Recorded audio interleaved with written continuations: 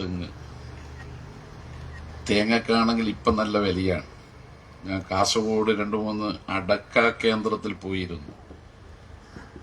അതുപോലെ തന്നെ തെങ്ങ് ഗവേഷണ കേന്ദ്രം അവിടെയുണ്ട്. അതിൻ്റെ അകത്തും നമ്മളെ പഴയ കുറച്ച് സഹപാഠികളുള്ളതുകൊണ്ട് കയറിയിരുന്നു. തേങ്ങക്കും അടക്കക്കും നല്ല വിലയുള്ള സമയമാണ്. അപ്പോൾ സ്ഥാനാർത്ഥിയുടെ തെരഞ്ഞെടുപ്പ് അടയാളം ഓർക്കാൻ വളരെ എളുപ്പമാണ്. ചെറിയ സ്ഥലമുള്ള വീടാണെങ്കിലും 1-2 തെങ്ങും തൈക്കൊന്നും ഇപ്പൊ വിഷമമില്ല. ചിലപ്പോ തേങ്ങ ഇടാവുന്ന തെങ്ങും അവിടെ ഉണ്ടാവും. 10 സെന്റുള്ള വീടാണെങ്കിൽ ഉറപ്പാണ് നമുക്ക് വീട്ടിൽ അരക്കാനുള്ള തേങ്ങ വീട്ടിൽ നമ്മൾ കൃഷി ചെയ്തുണ്ടാക്കുന്നുണ്ടാവും. അതുകൊണ്ട് കടന്നപ്പള്ളിയുടെ ചിഹ്നത്തിന്റെ പ്രത്യേകതയാണ് കടന്നപ്പള്ളിയുടെ ഐശ്വര്യം. അത് ജയനം കിട്ടിയിട്ടുണ്ട്. കോൺഗ്രസ് എസ് ആണെങ്കിൽ ഇടതുപക്ഷ ജനാധിപത്യ മുന്നണിയിലെ കേവലമൊരു ഘടകകക്ഷിയല്ല, ഉറച്ച മതനിരപേക്ഷ നിലപാടുള്ള ജനപക്ഷ ബദൽ നയങ്ങൾ ഇച്ഛാശക്തിയോടുകൂടി നടപ്പാക്കണമെന്ന് ആഗ്രഹിക്കുന്ന ആദർശ ശുദ്ധിയുള്ള ഒരു രാഷ്ട്രീയത്തിന്റെ പ്രതീകമാണ്. ഇന്ന് ഇടതുപക്ഷ ജനാധിപത്യ മുന്നണി ഈ തെരഞ്ഞെടുപ്പിൽ മത്സരിക്കുന്നത് വ്യക്തമായ പ്രകടന പത്രിക ജനങ്ങളുടെ മുമ്പിൽ അവതരിപ്പിച്ചിട്ടാണ്. അതിന്റെ തലക്കെട്ടാണ് നിങ്ങൾ ശ്രദ്ധിക്കേണ്ടത്. വികസന തുടർച്ചയ്ക്കും ക്ഷേമത്തിനും മതനിരപേക്ഷതക്കും LDFന് വോട്ട് ചെയ്യണമെന്ന അഭ്യർത്ഥനയാണ് മാനിഫെസ്റ്റോയിലൂടെ ജനങ്ങളുടെ മുമ്പിൽ അവതരിപ്പിക്കുന്നത്. അതിന് ഓരോന്നിനും വലിയ അർത്ഥങ്ങളുണ്ട്, വലിയ മാനങ്ങളുണ്ട്.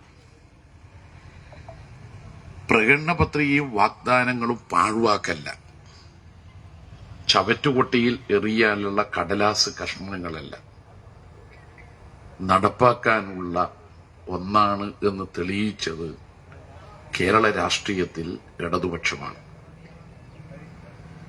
ഒന്നാം പിണറായി വിജയൻ സർക്കാർ 600 വാഗ്ദാനങ്ങൾ പ്രകടന പത്രികയിലൂടെ ജനങ്ങൾക്ക് 2016 വാഗ്ദാനമായി നൽകിയപ്പോൾ 580 നടപ്പാക്കി. രണ്ടാം പിണറായി സർക്കാരിന് ഒന്നാം പിണറായി സർക്കാരിന്റെ അവസാന കാലത്ത് തുടക്കം കുറിച്ചതിൽ 10-12 ഒന്നാം പിണറായി സർക്കാരിന്റെ വാഗ്ദാനങ്ങളിൽ അതും പൂർണ്ണതയിലെത്തിച്ചു. രണ്ടാം പിണറായി സർക്കാർ 900 വാഗ്ദാനങ്ങളാണ് ജനങ്ങളുടെ മുമ്പിൽ അവതരിപ്പിച്ചത്. അതിൽ മഹാഭൂരിപക്ഷവും യാഥാർത്ഥ്യത്തിൽ പ്രയോഗത്തിൽ വരുത്തി. ഇടതുപക്ഷത്തെപ്പറ്റി പൊതുവിൽ രാഷ്ട്രീയത്തിന് അതീതമായി എല്ലാവരും പറയുന്ന ഒരു കാര്യമുണ്ട്. ഇടതുപക്ഷം ചെയ്യാൻ കഴിയുന്നതേ പറയൂ, പറഞ്ഞു കഴിഞ്ഞാൽ അത് നടപ്പാക്കുക തന്നെ ചെയ്യും. ഇത് ഇടതുപക്ഷത്തിന്റെ മറുപേരാണ്. ഒറ്റയൊരു ഉദാഹരണം പറയാം.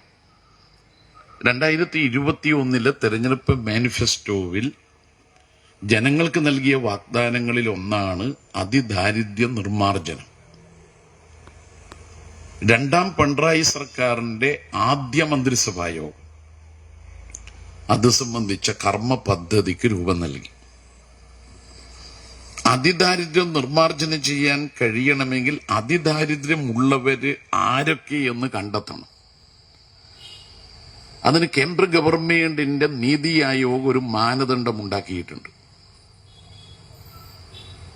ഭക്ഷണം, വരുമാനം, വാസസ്ഥലം, ആരോഗ്യം, ഈ 4 കാര്യങ്ങളെ അടിസ്ഥാനമാക്കി ഒറ്റവാചകത്തിൽ അതിദരിദ്രരാരെന്ന് ചോദിച്ചാൽ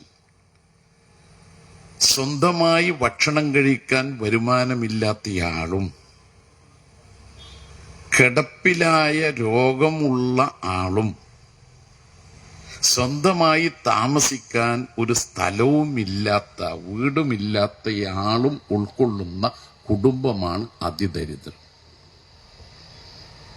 ഈ നിർവചനം എന്ന് പറയുന്ന കേരളത്തിന് മാത്രം ബാധകമായ ഒന്നല്ല. ബീഹാർ വീണ്ടും BJP അധികാരത്തിൽ വന്നൊരു സംസ്ഥാനമാണ്.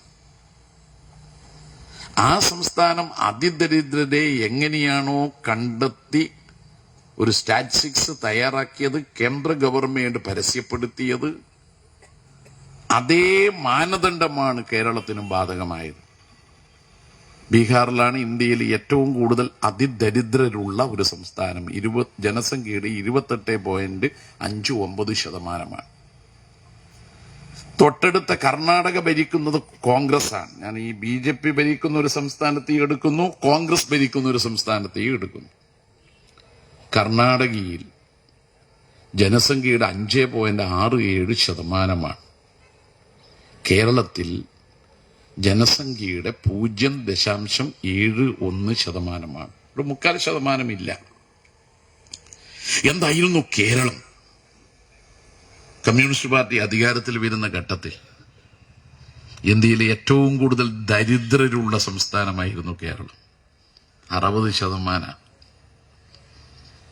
ദരിദ്രരുള്ളവർ കൂടിയാൽ അതിദരിദ്രരുള്ളവരും ഉണ്ടാവും. നിങ്ങൾക്കിപ്പോ പതിവായി നമ്മുടെ റെയിൽവേ സ്റ്റേഷനിലോ നമ്മുടെ ബസ് സ്റ്റാൻഡിലോ ഭിക്ഷയാചിക്കുന്നവരെ അധികം കാണില്ല. നമ്മുടെ ചുറ്റും നിങ്ങളൊന്ന് കണ്ണോടിച്ചു നോക്ക്, എന്താണ് നാടിന്റെ യാഥാർത്ഥ്യം ഒന്ന് തിരിച്ചറിയാൻ. ഞാൻ ലോട്ടറി ഏജന്റ്സ് ആൻഡ് സെല്ലേഴ്സ് ഫെഡറേഷന്റെ സംസ്ഥാന ജനറൽ സെക്രട്ടറി ആയ ആ ഘട്ടത്തിൽ തൃശൂർ റെയിൽവേ സ്റ്റേഷനിൽ തൃശൂരിൽ ലോട്ടറി തൊഴിലാളികളുടെ തന്നെ ഒരു പരിപാടിക്ക് പോയപ്പോ ഒരു ലോട്ടറി തൊഴിലാളി ലോട്ടറി ടിക്കറ്റ് വിൽക്കുന്ന ദൃശ്യം നേരിട്ട് കണ്ടു. അയാളുടെ ഈ കൈ ഇവിടുന്ന് മുറിക്കപ്പെട്ടിരുന്നു. അപ്പോ ഈ കൈയുടെ മുട്ടിന് താഴെയുള്ള ചെറിയ ഭാഗം ഇവിടെ ലോട്ടറി ടിക്കറ്റ് തൂക്കിയ ഒരു ബോർഡ് തൂക്കി എന്നിട്ടാണ് വിൽപ്പനക്ക്. കണ്ടാൽ നമുക്കാകെ വിഷമം തോന്നും.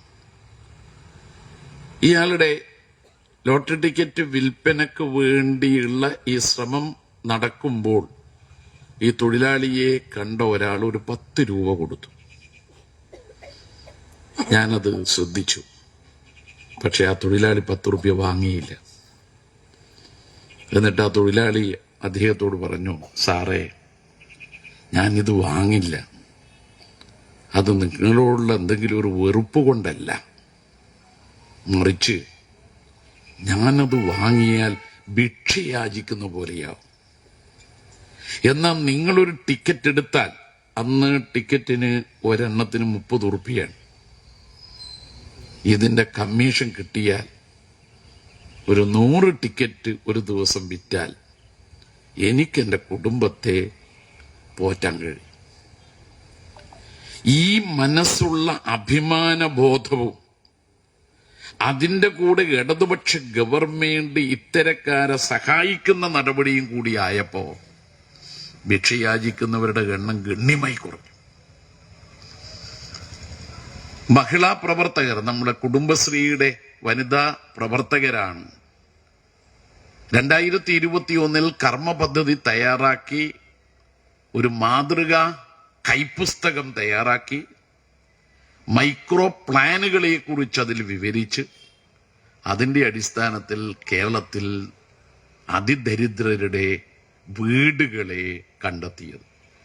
അങ്ങനെ നോക്കിയപ്പോ 64,006 കുടുംബങ്ങൾ, 1,03,099 വ്യക്തികൾ. ഇതാണ് അതിദരിദ്രരായി കേരളത്തിൽ കണ്ടെത്തിയത്. അവരെ കൈപിടിച്ചുയർത്തി, അവരെ അഭിമാനബോധമുള്ളവരാക്കി മാറ്റി. അങ്ങനെയുള്ളവരിൽ കുറച്ചു പേർക്ക് ഒരു രേഖയുമില്ല. റേഷൻ കാർഡില്ല, വോട്ടേഴ്സ് ID കാർഡില്ല, ആധാർ കാർഡില്ല. അപ്പൊ നമ്മുടെ രേഖകളിലൊന്നും ഇല്ലാതിരുന്ന കുറച്ചു പേർ ആദ്യം ഗവൺമെന്റ് ചെയ്തത് അവർക്ക് എല്ലാ അർഹതപ്പെട്ട രേഖകൾ കൊടുത്തു. പിന്നീട് ഒരു 13,000-ഓളം കുടുംബങ്ങൾക്ക് നല്ല വീടില്ല. സ്ഥലവും വീടുമില്ലാത്തവർ 2,700-ഓളം ഉണ്ട്. അവർക്ക് തദ്ദേശ സ്വയംഭരണ സ്ഥാപനങ്ങളോ റവന്യൂ വകുപ്പോ മറ്റു ചില വകുപ്പുകളോ സ്ഥലം കണ്ടെത്തി അവരുടെ പേരിൽ രജിസ്റ്റർ ചെയ്തു, വീട് നിർമ്മിച്ചു കൊടുത്തു 2700 കുടുംബങ്ങൾക്ക്. 4677 കുടുംബങ്ങൾക്ക് സ്ഥലമുണ്ട്, പക്ഷെ വീടില്ല. പ്ലാസ്റ്റിക് ഒക്കെ കെട്ടിയുണ്ടാക്കിയ സ്ഥലത്ത് താമസിക്കുന്നു. അവർക്ക് വീട് നിർമ്മിച്ചു കൊടുത്തു. 5700 കുടുംബങ്ങൾക്ക് വീടുണ്ട്, പക്ഷെ അതൊന്ന് റിപ്പയർ ചെയ്ത് വാസയോഗ്യമാക്കണം. 2 ലക്ഷം രൂപ വരെയുള്ള ചെലവിൽ ആ വീടെല്ലാം മെയിൻറ്റെയിൻ ചെയ്തു കൊടുത്തു. ഇങ്ങനെ ചെയ്യുന്ന ഒരു സർക്കാരിനെ ആ കോൺഗ്രസിന്റെ പ്രതിപക്ഷ നേതാവ് പരിഹസിക്കാൻ പാടുണ്ടോ? പ്രതിപക്ഷ നേതാവിന് ചുട്ട മറുപടി കൊടുത്ത ഒരു കോൺഗ്രസ് നേതാവുണ്ട്, എറണാകുളം ജില്ലാ പഞ്ചായത്ത് പ്രസിഡന്റ് മനോജ് മൂത്തേടൻ. അദ്ദേഹം ഒക്ടോബർ 30 മുഖ്യമന്ത്രി അതിദാരിദ്ര്യ മുക്ത സംസ്ഥാനമായി നവംബർ 1 പ്രഖ്യാപിക്കുന്നതിന് 2 നാൾ മുമ്പ് എറണാകുളം ജില്ല അതിദാരിദ്ര്യ മുക്ത ജില്ലയായി പ്രഖ്യാപിക്കുന്ന ആ സമ്മേളനത്തിൽ അധ്യക്ഷത വഹിച്ചുകൊണ്ട് പറഞ്ഞു, സർക്കാർ കൊണ്ടുവന്ന ഏറ്റവും നല്ല ഒരു പരിപാടിയാണ് അതിദാരിദ്ര്യ നിർമ്മാർജ്ജനം. എറണാകുളം ജില്ലയിലെ ത്രിതല തദ്ദേശ സ്വയംഭരണ സ്ഥാപനങ്ങൾ അത് ഏറ്റെടുത്തു. ഞങ്ങൾ എറണാകുളം ജില്ലാ പഞ്ചായത്ത് 260 വീടുകൾ നിർമ്മിച്ചു കൊടുക്കാൻ വേണ്ടിയുള്ള സ്ഥലം സൗജന്യമായി നൽകി. മറ്റു തദ്ദേശ സ്ഥാപനങ്ങളുമായി ചേർന്നുകൊണ്ട് വീട് നിർമ്മിച്ചു കൊടുത്തു. അതുകൊണ്ട് തികച്ചും മാതൃകാപരമായ ഒരു പദ്ധതി പ്രഖ്യാപനമാണ് ഇവിടെ നടക്കുന്നത് എന്ന് പറഞ്ഞത് കോൺഗ്രസ് നേതാവ്, പ്രതിപക്ഷ നേതാവിന്റെ സ്വന്തം ജില്ലയിൽ ജില്ലാ പഞ്ചായത്ത് പ്രസിഡന്റ്. അദ്ദേഹത്തിന്റെ വാക്കെങ്കിലും കേൾക്കാമായിരുന്നില്ലേ പ്രതിപക്ഷ നേതാവിന് നവംബർ 1 പ്രതികരിക്കുന്നതിന് മുമ്പ്? പാലക്കാട് ജില്ലയിലെ കുത്തനൂർ ഗ്രാമപഞ്ചായത്ത് പ്രസിഡന്റ് PT സഹദേവൻ, അദ്ദേഹത്തിന്റെ പഞ്ചായത്തിൽ 26 കുടുംബങ്ങളാണ് അതിദരിദ്രർ. ആ അതിദരിദ്ര കുടുംബങ്ങളിൽ വീടില്ലാത്തവർക്ക് വീട് വെച്ചു കൊടുത്തും ഭക്ഷണം സ്വന്തമായി പാചകം ചെയ്യാൻ കഴിയാത്ത അവശനിലയിലുള്ള വീട്ടുകാർക്ക് ഭക്ഷണം വീട്ടിലെത്തിച്ചു കൊടുത്തുകൊണ്ടും രോഗം വന്നവർക്ക് ചികിത്സിക്കാൻ സർക്കാരിന്റെ തന്നെ തീരുമാനത്തിന്റെ അടിസ്ഥാനത്തിൽ പ്രത്യേക ഹെൽത്ത് കാർഡും അതോടൊപ്പം മരുന്നും എത്തിച്ചുകൊണ്ടുമുള്ള ആ പഞ്ചായത്തിനെ അതിദാരിദ്ര്യ മുക്ത പഞ്ചായത്താക്കി മാറ്റുന്നതിന് നടത്തിയ പ്രവർത്തനങ്ങളെ കുറിച്ച് വിവരിക്കുമ്പോൾ പ്രതിപക്ഷ നേതാവ് അത് കേൾക്കണ്ടേ? നിങ്ങൾ ഈ കുടുംബങ്ങളിൽ 85,000 പേർ രോഗികളായിരുന്നു. അവർക്കിപ്പോ ഗവൺമെന്റ് കൊടുത്ത പ്രത്യേക ഹെൽത്ത് കാർഡും സൗജന്യ മരുന്നും ലഭ്യമാണ്. ചില വീടുകളിൽ 2000-ഓളം വീടുകളിൽ അവർക്ക് ഭക്ഷ്യധാന്യങ്ങളൊക്കെ വാങ്ങാൻ കഴിയുന്ന ശേഷിയുണ്ടെങ്കിലും പാചകം ചെയ്യാൻ വീട്ടിലുള്ള 2 പേരും തളർന്നു കിടക്കുന്നതുകൊണ്ട് കഴിയുമായിരുന്നില്ല. നമ്മുടെ കുടുംബശ്രീ ജനകീയ ഹോട്ടൽ മുഖേന അവർക്ക് ഭക്ഷണം പാക്കറ്റായി കൊടുത്തുകൊണ്ടിരിക്കുകയാണ്. ഇങ്ങനെ എത്രയെത്ര നല്ല കാര്യങ്ങൾ. 7 പേർക്ക് അവയവ മാറ്റ ശസ്ത്രക്രിയ ചെയ്യാനുണ്ടായത് ചെയ്തു കൊടുത്തത് സർക്കാരാണ്. ഇതിനെ തുടർന്ന് അതിദാരിദ്ര്യ മുക്ത സംസ്ഥാനമായി ഇന്ത്യയിൽ ആദ്യമായി കേരളം പ്രഖ്യാപിച്ചതിനെ നാടാകെ അഭിനന്ദിച്ചു. ലോകത്ത് ഏറ്റവും കൂടുതൽ വായനക്കാരുള്ള ഒരു പ്രസിദ്ധീകരണമാണ് ടൈംസ്. ആ പ്രസിദ്ധീകരണത്തിൽ മുഖപ്രസംഗം പോലും കേരള സ്റ്റോറി എന്ന നിലയിൽ അവർ രേഖപ്പെടുത്തി. കേരളം ഇന്ത്യക്ക് പാഠമാണ്. മറ്റൊരു സാമ്പത്തിക പ്രസിദ്ധീകരണമുണ്ട്, ദി എക്കണോമിസ്റ്റ്. അതിൽ വിവരിച്ചു ഒരു വലിയ പേജ് നിറയെ കേരളത്തിൽ നടന്ന ഈ അതിദാരിദ്ര്യ നിർമ്മാർജ്ജന പ്രവർത്തനങ്ങളെക്കുറിച്ച്. ഹിന്ദു മുഖപ്രസംഗത്തിൽ അതിന്റെ തലക്കെട്ട് കേരള സ്റ്റോറി എന്നായിരുന്നു. ന്യൂ ഇന്ത്യൻ എക്സ്പ്രസ് മുഖപ്രസംഗത്തിൽ കാര്യങ്ങൾ വിവരിച്ചു. ഒരുപാട് ഓൺലൈൻ മാധ്യമങ്ങളിൽ ഈ അതിദാരിദ്ര്യ മുക്ത സംസ്ഥാനമായി പ്രഖ്യാപിച്ചതിനെ പ്രത്യേകമായി എടുത്തു പറഞ്ഞു. ബാംഗ്ലൂരിലെ ക്രൈസ്റ്റ് സർവകലാശാല, അതിലെ ഏറ്റവും പ്രധാനപ്പെട്ട ഒരു പ്രൊഫസർ മറ്റാരും അദ്ദേഹത്തോട് പറഞ്ഞു കൊടുത്തില്ല. അദ്ദേഹം എഴുതി, അതിദാരിദ്ര്യ മുക്തി നേടാൻ പിണറായി വിജയൻ സർക്കാർ നടത്തിയ പരിശ്രമത്തിന് എന്റെ എല്ലാ അഭിനന്ദനങ്ങളും. എന്നാൽ നമ്മുടെ നാട്ടിലെ മനോരമ, കമ്മ്യൂണിസ്റ്റുകാരും ഇടതുപക്ഷക്കാരും അധികാരത്തിൽ വന്നാൽ ആത്മഹത്യ ചെയ്യുമെന്ന് പറയുകയും ആ വാഗ്ദാനം നടപ്പാക്കാതിരിക്കുകയും ചെയ്ത പത്രം മുതലാളിയുടെ പത്രം തലക്കെട്ട് 2-ാം തീയതി നവംബർ 2-ന് കൊടുത്തത് മുക്തി തർക്കത്തിൽ. മുക്തി എന്ന് പറഞ്ഞാൽ ഒരു പെൺകുട്ടിയുടെ പേരല്ല കേട്ടോ. അതിദാരിദ്ര്യ മുക്തി. വി ഡി സതീശന്റെ പ്രസ്താവനക്കാണ് പ്രാധാന്യം. അത് തർക്കമുള്ള കാര്യമാണ്. മനോരമ എന്തിനും ഏതിനും സർവേ നടത്തുന്നവരല്ലേ. ഈ 64,006 കുടുംബങ്ങളുടെ വീടുകളിൽ പോയി അവർ ചെറ്റക്കുടിലിൽ താമസിച്ച പഴയ കാലവും ഇന്നിപ്പോ മണിമാളികയല്ല, പക്ഷെ കുടുംബത്തോടെ താമസിക്കാൻ കഴിയുന്ന ആ വീടും 2 ചിത്രമെടുത്ത് കൊടുത്തുകൂടെ? ഇടതുപക്ഷം നല്ലത് ചെയ്ത കൊടുക്കാനല്ല മനോരമ. കാരണം എന്താ? കമ്മ്യൂണിസ്റ്റുകാരോ ഇടതുപക്ഷക്കാരോ കേരളത്തിൽ അധികാരത്തിൽ വന്നാൽ ജീവിക്കൂല എന്ന് പറഞ്ഞ ആളാണ്. എന്നാൽ ആ വാഗ്ദാനെങ്കിൽ ആ കുടുംബത്തിൽ ആരെങ്കിലും പാലിക്കണ്ടേ? അദ്ദേഹം മരണപ്പെട്ടു പോയി. എന്നാൽ പേരക്കുട്ടികളെങ്കിലും അത് നടപ്പാക്കാൻ നോക്കണ്ട. വാഗ്ദാനം എന്ന് പറഞ്ഞാൽ പോലും പാഴ്വാക്ക. ഞാൻ ആത്മഹത്യ ചെയ്യുമെന്നുള്ളതാണ് വാഗ്ദാനം. ഞങ്ങൾ നൽകിയ വാഗ്ദാനം എന്താ? ദാരിദ്ര്യ നിർമ്മാർജ്ജനം എന്നതാണ് വാഗ്ദാനം. ഞങ്ങൾ നടപ്പാക്കി. നിങ്ങൾ ആത്മഹത്യ ചെയ്യുമെന്ന് പറയുന്ന വാക്ക് നാട്ടിലെ ജനങ്ങളോട് പറഞ്ഞിട്ട് നടപ്പാക്കിയില്ല. അപ്പൊ നാം തിരിച്ചറിയണം കേരളത്തിൽ ചെയ്യുന്ന നല്ല നല്ല കാര്യങ്ങൾ.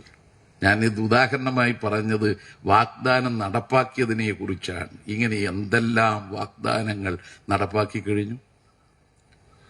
ഇടതുപക്ഷം രണ്ടാമതും അധികാരത്തിൽ വന്നപ്പോ ജനങ്ങൾക്ക് നൽകിയ വാഗ്ദാനമാണ് ഏറ്റവും പ്രധാനപ്പെട്ട ഒന്ന്. സാമൂഹ്യ സുരക്ഷാ പെൻഷൻ വർദ്ധിപ്പിക്കും. ഈ നവംബറിൽ 2000 വർദ്ധിപ്പിച്ചത്. ഒക്ടോബർ 29-ാം തീയതി മന്ത്രിസഭാ യോഗം കൈക്കൊണ്ട തീരുമാനങ്ങളിൽ ഏറ്റവും പ്രധാനപ്പെട്ട ഒന്നായിരുന്നു സാമൂഹ്യ സുരക്ഷാ പെൻഷൻ നിലവിലുള്ള 1600-ൽ നിന്ന് 2000-ആയി വർദ്ധിപ്പിക്കുമെന്നത്. ഇത്രയും കൂടുതൽ പേർക്ക് ഇത്രയും കൂടുതൽ തുക പെൻഷൻ നൽകുന്ന ഇന്ത്യയിലെ മറ്റൊരു സംസ്ഥാനമില്ല, ഈ കേരളമല്ലാതെ. പെൻഷന്റെ ചരിത്രം നിങ്ങളൊന്ന് നോക്ക്. 1980-ലാണ് നയനാർ മുഖ്യമന്ത്രിയായിരുന്ന ഘട്ടത്തിലാണ് പെൻഷൻ ആദ്യമായി കർഷക തൊഴിലാളികൾക്ക് പ്രഖ്യാപിക്കുന്നത്. അന്ന് 45 ഉറുപ്പികയായിരുന്നു. 45 കൊല്ലം മുമ്പ് 45 രൂപ. നയനാരുടെ ഗവൺമെന്റ് 82 ആവുമ്പോഴേക്ക് പോയി. 2 കൊല്ലമേ ഉണ്ടായിരുന്നുള്ളൂ. AK ആന്റണിയും KM മാണിയും അടക്കമുള്ളവർ അക്കാലത്ത് ഗവൺമെന്റിന്റെ പിന്തുണ പിൻവലിച്ചു. 82 മുതൽ 87 വരെ UDF ആയിരുന്നു. ഒരു നയ പൈസ പെൻഷൻ വർദ്ധിപ്പിച്ചില്ല. മാത്രമല്ല ഇടതുപക്ഷം കർഷക തൊഴിലാളികൾക്ക് പെൻഷൻ കൊടുത്തതിനെ കരുണാകരൻ അതിശക്തമായി എതിർത്തു. കരുണാകരൻ പറഞ്ഞു, സർക്കാരിന്റെ ഖജനാവിൽ നിന്ന് ദൂർത്ത് അടിക്കുകയാണ് ഇക്കൂട്ടർ ചെയ്യുന്നത്. പക്ഷെ നായനാർ പറഞ്ഞു, പാവപ്പെട്ട കർഷക തൊഴിലാളികൾക്ക്, മണ്ണിൽ കനകം വിളിയിക്കുന്നവർക്ക് പെൻഷൻ കൊടുത്താൽ എന്റെ സർക്കാർ മോശപ്പെട്ട സർക്കാരാണെന്ന് ആരെങ്കിലും പറയുന്നുണ്ടെങ്കിൽ അതിന് ഞാൻ വില വെക്കുന്നില്ല. പിന്നെ വീണ്ടും നായനാർ 87 അധികാരത്തിൽ വരേണ്ടി വന്നു പെൻഷൻ 45-ൽ നിന്ന് 60 ആക്കാൻ. 91-ൽ അധികാരത്തിൽ വന്നത് UDF ആയിരുന്നു. അന്നും ഒരു നയാ പൈസ വർദ്ധിപ്പിച്ചില്ല. 96-ൽ വീണ്ടും മൂന്നാമത് നായനാർ മുഖ്യമന്ത്രിയായപ്പോ ആ 60 120 ഉറുപ്പിയാക്കി. 2001-ൽ UDF ആയിരുന്നു, ഒരു നയാ പൈസ വർദ്ധിപ്പിച്ചില്ല. 2006-ൽ വീണ്ടും LDFന്റെ നേതൃത്വത്തിൽ VS മുഖ്യമന്ത്രിയായി ഒരു ഗവൺമെന്റ് വന്നപ്പോ ആ 120 ഉറുപ്പിക 500 ഉറുപ്പിയാക്കി വർദ്ധിപ്പിച്ചു. 2011-ൽ ഉമ്മൻചാണ്ടിയായിരുന്നു മുഖ്യമന്ത്രി. 2014 ഉമ്മൻചാണ്ടിയുടെ സർക്കാർ 500 രൂപ 600 ആക്കുമെന്ന് പ്രഖ്യാപിച്ചു. പക്ഷെ കൊടുത്തില്ല. 16 മാസം കുടിശ്ശികയാക്കി. അങ്ങനെയാണ് ആ ഗവൺമെന്റുകളുടെ ചരിത്രം. 1982, 1982, 91, 2001, 2011 എന്നീ കാലങ്ങളിൽ അധികാരത്തിലുണ്ടായിരുന്ന ഗവൺമെന്റുകൾ പെൻഷനോട് സ്വീകരിച്ച സമീപനം തന്നെയാണ് ഇപ്പോൾ KC വേണുഗോപാലും അടൂർ പ്രകാശും സ്വീകരിച്ചത്. അന്നത്തെ സമീപനം പെൻഷനെതിരായിരുന്നു. ഇന്നോ പെൻഷൻ കൈക്കൂലി എന്നുകൂടി പറഞ്ഞു കളഞ്ഞു. എന്തായാലും പെൻഷൻ വർദ്ധിപ്പിക്കുമെന്ന റിപ്പോർട്ടുകൾ പുറത്തു വന്നപ്പോൾ അടൂർ പ്രകാശ് പറഞ്ഞു, പെൻഷൻ വർദ്ധിപ്പിക്കുന്നത് ശുദ്ധ മര്യാദകേടാണ്. ഇപ്പൊ പെൻഷൻ എതിരാണ് ആര്? വലതുപക്ഷം. പാവങ്ങൾക്ക് പെൻഷൻ നൽകുന്നതാണ് ഇടതുപക്ഷം. അപ്പൊ വലതുപക്ഷം വന്നാൽ പെൻഷൻ ഉണ്ടാവില്ല. 62 ലക്ഷത്തോളം വരുന്ന പാവപ്പെട്ടവർ ചിന്തിക്കേണ്ട കാര്യം അതാണ്. പെൻഷൻ വർദ്ധിപ്പിച്ചുകൊണ്ട് നിലനിർത്തണമെന്ന് ആഗ്രഹിക്കുന്ന എല്ലാ രാഷ്ട്രീയത്തിലും പെട്ടവർ ഇടതുപക്ഷത്തിനല്ലാതെ മറ്റൊരു പക്ഷത്തിന് വോട്ട് ചെയ്തുകൂടാ എന്നതുകൊണ്ടാണ് കഴിഞ്ഞ ദിവസം മനസ്സിലുള്ളത് തുറന്നു പറഞ്ഞ ഒരു BJP-കാരന്റെ പ്രതികരണം ഒരു ചാനൽ പുറത്തു കൊടുത്തത്. നിങ്ങളൊക്കെ കണ്ടിട്ടുണ്ടോ? അത് കണ്ടിനോ വക്കീല്? ഞാൻ BJP-കാരനാണ്.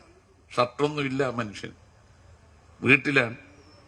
വീട്ടിലങ്ങനെ നിൽക്കുന്ന സമയത്താണ് ചാനലുകാരന്റെ വരവ്. നമ്മളൊക്കെയാണെങ്കിൽ ചാനലുകാരോ ക്യാമറക്കാരോ വന്നാൽ ഒന്നകത്തു പോയി ഷർട്ടെല്ലാം ധരിച്ച്, കുളിച്ചില്ലെങ്കിൽ ഒരു കുളിയെല്ലാം പൗഡറെല്ലാം പൂശി, പൗഡർ ചാനലിലൂടെ സുഗന്ധമൊന്നും ഉണ്ടാക്കൂല, എന്നാലും പൂശി കുറച്ച് സെന്റ് അടിച്ചിട്ടേ പുറത്തു വരുള്ളൂ. ഈ പാവം മനുഷ്യൻ, പെൻഷൻ വാങ്ങുന്ന ഈ മനുഷ്യൻ ഈ ചാനലുകാരന്റെ മുമ്പാകെ പച്ചയായ മനുഷ്യനായി നിൽക്കുകയാണ്. എന്നിട്ട് പറയാണ്, ഞാൻ BJP-കാരനാണ്, എനിക്കാ നായനാറ് 3600 റുപ്യാണ് പെൻഷനായി കഴിഞ്ഞ ദിവസം തന്നത്.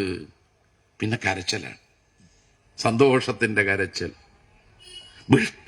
വീണ്ടും അദ്ദേഹം പറയും, ഞാൻ BJP-കാരനാണ്. ഞാൻ പറയട്ടെ, മൂന്നാമതും പിണറായി വിജയൻ സർക്കാർ അധികാരത്തിൽ വരണം. ഇത് പാവപ്പെട്ടവന്റെ മനസ്സിൽ നിന്ന് ഉയർന്നു വരുന്ന പച്ചയായ അഭിപ്രായമാണ് എന്നതാണ് നാം തിരിച്ചറിയേണ്ടത്. അവന്റെ രാഷ്ട്രീയം എന്തോ ആവട്ടെ, BJP-യോ കോൺഗ്രസോ. ഈ പെൻഷൻ കൊടുക്കുന്ന ഇടതുപക്ഷത്തിനെതിരായി ഇവിടെ ഒരു റബല് എന്ന് പറഞ്ഞിട്ട് മത്സരിക്കുന്നവൻ പെൻഷൻ കൂട്ടുന്ന നാട്ടുകാരോട് പറയുന്ന രാഷ്ട്രീയം എവിടെയാ? ഞങ്ങൾ വീണ്ടും അധികാരത്തിൽ വന്നാൽ പെൻഷൻ വർദ്ധിപ്പിക്കുമെന്ന് ഈ നാട്ടിലെ ജനങ്ങളോട് പറയാനുള്ള കരുത്ത് ഇടതുപക്ഷത്തിന്റെ രാഷ്ട്രീയ ഇച്ഛാശക്തിയാണ്. ഇവിടെ ഇടതുപക്ഷത്തെ തോൽപ്പിക്കാൻ വേണ്ടിയിട്ട് കൊടയുമെടുത്ത് നടക്കുന്ന ആ റബൽ സ്ഥാനാർത്ഥി ഈ നാടിനോട് എന്താ പറയാ? രാഷ്ട്രീയത്തിൽ നയവും നിലപാടുമാണ് കേട്ടോ, വ്യക്തികളല്ല. ഇടതുപക്ഷം ഇന്ന് ഈ സമൂഹത്തിന്റെ മുമ്പാകെ മാനിഫെസ്റ്റോയിലൂടെയായാലും വികസന പ്രവർത്തനങ്ങളിലൂടെ ആയാലും ക്ഷേമ പദ്ധതികളിലൂടെയായാലും രാഷ്ട്രീയ നയത്തിലൂടെയായാലും എന്താണ് അവതരിപ്പിക്കുന്നത് എന്നതാണ് ഈ തദ്ദേശ തെരഞ്ഞെടുപ്പിലും ജനങ്ങളുടെ മുമ്പിലുള്ള ചോദ്യം. അതുകൊണ്ടാണ് ഇടതുപക്ഷത്തോടൊപ്പം നിങ്ങൾ നിൽക്കണമെന്ന് പറയുന്നത്. 62 ലക്ഷം പേർക്കാണ് പെൻഷൻ. ഒരു വർഷം എത്ര വേണമെന്നറിയോ? 13,000 കോടി. ഞാൻ കഴിഞ്ഞ സെക്രട്ടേറിയറ്റ് യോഗത്തിൽ പോയപ്പോൾ ബാലഗോപാലിന്റെ തലയൊന്ന് സൂക്ഷിച്ചു നോക്കി. 10,000 കോടിയുടെ പ്രഖ്യാപനമാണ് ക്യാബിനറ്റ് ഒക്ടോബർ 29 നടത്തിയത്. ബാലഗോപാലിന്റെ തലയിൽ മുമ്പ് സെക്രട്ടേറിയറ്റ് യോഗങ്ങളിൽ ഇരിക്കുമ്പോൾ അടുത്തടുത്താണ് ഞങ്ങൾ, കുറെ രോമമുണ്ടായിരുന്നു. ഇപ്പം രോമം തീരെയില്ല. എങ്ങനെ പെൻഷൻ കൊടുക്കും, 13,000 കോടി എങ്ങനെ കിട്ടും എന്ന് ചിന്തിച്ച് തലയിലെ രോമമേ പോയി. പാവപ്പെട്ടവർക്ക് വേണ്ടി നിലകൊള്ളുന്ന ഗവൺമെന്റ്, അതിലെ മന്ത്രിമാർ 10,000 കോടിയുടെ കാര്യമാണ് കഴിഞ്ഞ ക്യാബിനറ്റ് ഒക്ടോബർ 29 പ്രഖ്യാപിച്ചത്. അതിന്റെ എല്ലാം ഉത്തരവ് ഇറങ്ങി, അതിനെല്ലാം പണം അനുവദിച്ചു. ആദ്യം പണം അനുവദിച്ചത് ഏതാണെന്നറിയോ? 62 ലക്ഷം പേർക്ക് 3,600 രൂപ വീതം നവംബർ മാസം പെൻഷൻ കൊടുക്കുന്നതിന് വേണ്ടിയുള്ള 1,864 കോടി രൂപ പാസാക്കിയിട്ടാണ് ബാലഗോപാൽ തെരഞ്ഞെടുപ്പ് പ്രചരണത്തിന് പോയത്. 1,600 രൂപ ഒരു മാസം അവസാനത്തെ കുടിശ്ശികയും നടപ്പ് മാസം 2,000.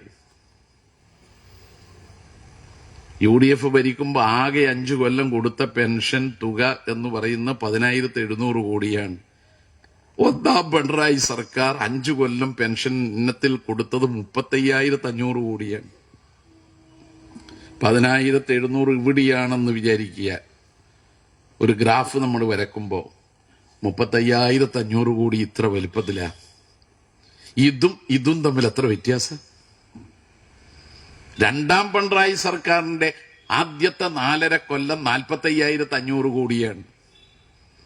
ഇനി മൂന്നാമതും ഈ നാട്ടിലെ ജനങ്ങൾ ഇടതുപക്ഷം അധികാരത്തിൽ വരണമെന്ന് ആഗ്രഹിച്ച് ഇടതുപക്ഷം അധികാരത്തിൽ വന്നാൽ 2026 മുതൽ 2031 വരെയുള്ള 5 വർഷക്കാലം ഈ 2,000 രൂപ മാത്രമാണെങ്കിൽ 60,000 കോടി രൂപയാവും. കയ്യെത്തി പിടിക്കാൻ കഴിയില്ല ഗ്രാഫിൽ.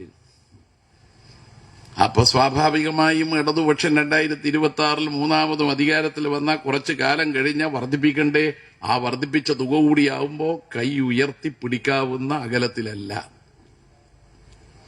അതാണ് ഇടതുപക്ഷം. സ്ത്രീ സുരക്ഷാ പദ്ധതി തെരഞ്ഞെടുപ്പ് മാനിഫെസ്റ്റോവിൽ ഞങ്ങൾ പറഞ്ഞത് വീട്ടമ്മമാർക്കൊരു ക്ഷേമനിധി എന്നാണ്. പക്ഷെ സ്ത്രീകൾ കരുതിയത് ഒരു 60 വയസ്സുള്ള വീട്ടിലിരിക്കുന്ന സ്ത്രീകൾക്ക് മറ്റൊരു പെൻഷനും ഇല്ലാത്തവർക്ക് എന്തെങ്കിലും ഒരു ആനുകൂല്യം കിട്ടും. ഈ പെൻഷൻ എന്ന് പറഞ്ഞാൽ നമ്മളെ സങ്കല്പം എന്താ? ഒരു 60 വയസ്സാവണം. സർക്കാർ സർവീസിലാണെങ്കിൽ 56, പൊതുമേഖലാ സ്ഥാപനങ്ങളിലാണെങ്കിൽ ബാങ്കുകളിലാണെങ്കിൽ 58, ഇതല്ലേ നമ്മളെ കാഴ്ചപ്പാട്. അപ്പോൾ ഒരു 60 വയസ്സ്. ഇത് സ്ത്രീ സുരക്ഷാ പദ്ധതിയിലെ മാനദണ്ഡം പുറത്തു വന്നല്ലോ. അതിലെന്താ പറയുന്നത്?